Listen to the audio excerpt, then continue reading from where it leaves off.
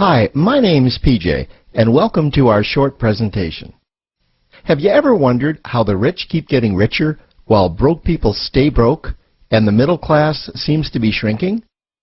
Well, this isn't nearly as mysterious as it may appear when you examine the specific differences in how broke people, the middle class, and the rich spend their money.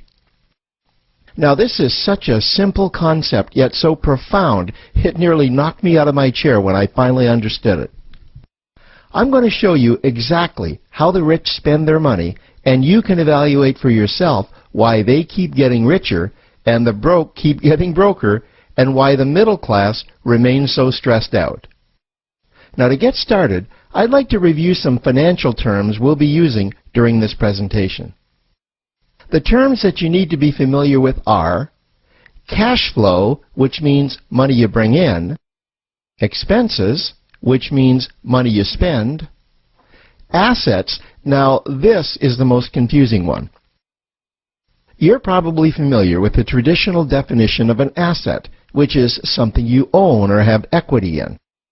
However, back in the 1990s, Robert Kiyosaki introduced us to a new definition of an asset in his groundbreaking Rich Dad, Poor Dad series of books.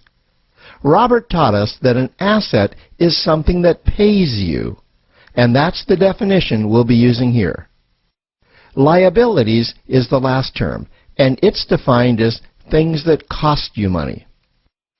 As an example, a house is typically viewed as an asset. But can it actually be a liability?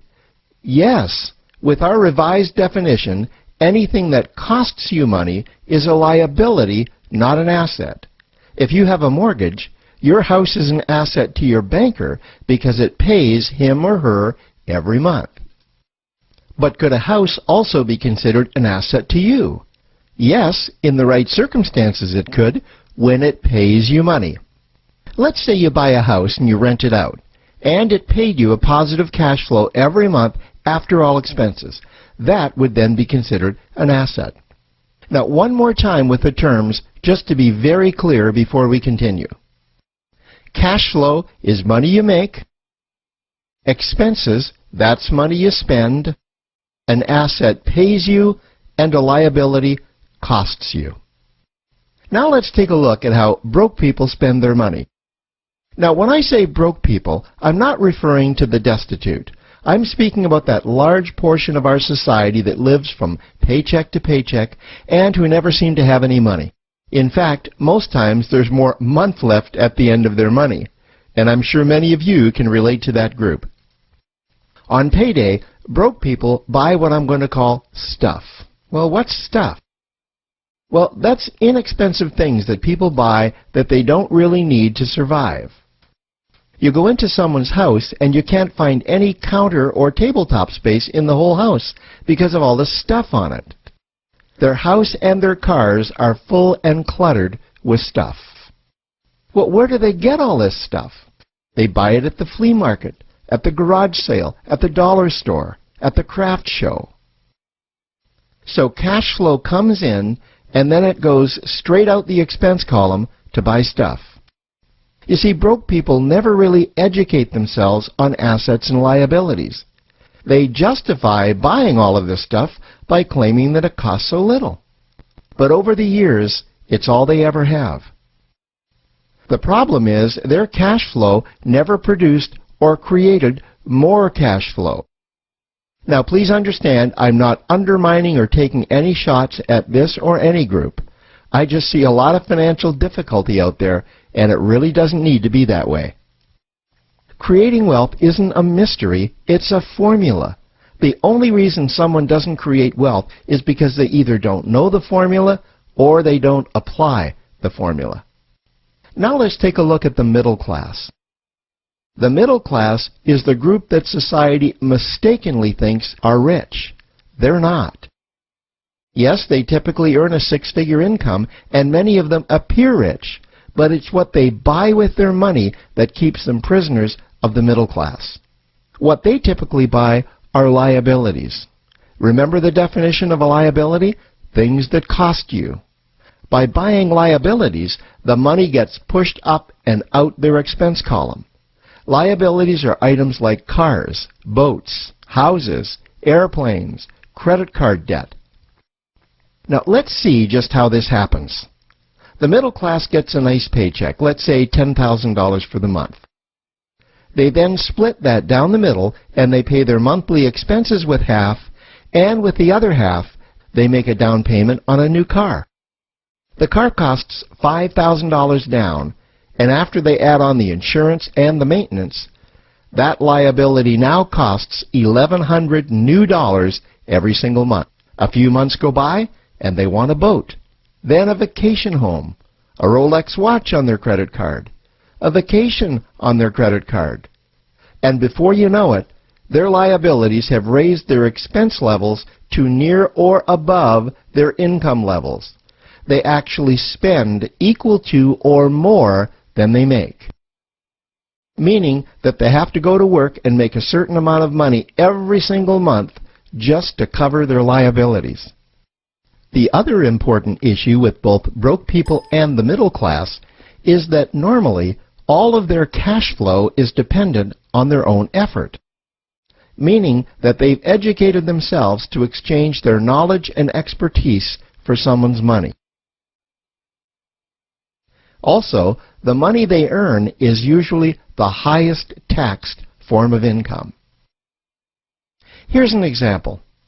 An attorney is knowledgeable about law, so people pay him or her in exchange for that knowledge on an hourly basis.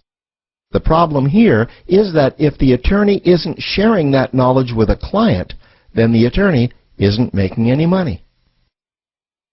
This causes lots of stress and anxiety in their lives, and if you ever ask them to take an afternoon off to play golf with you, well, they very rarely can because of how much money it'll cost them to take that time off.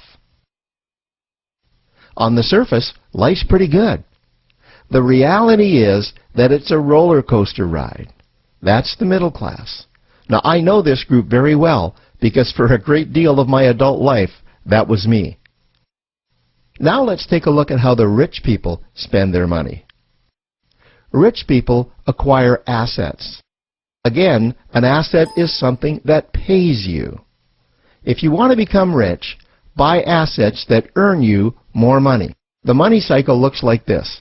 Acquire assets that produce cash flow, invest the profits to acquire more assets that produce more cash flow, invest those profits to acquire more assets that produce more cash flow.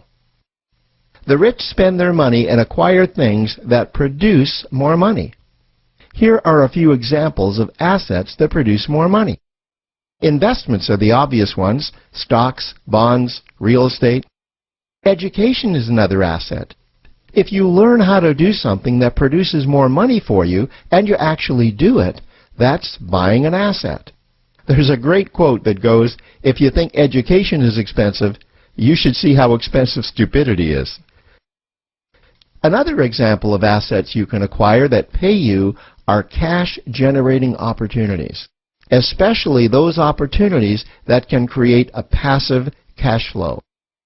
Passive meaning that once you build it up, the money continues to flow whether you're still building it or not. Here's a small example.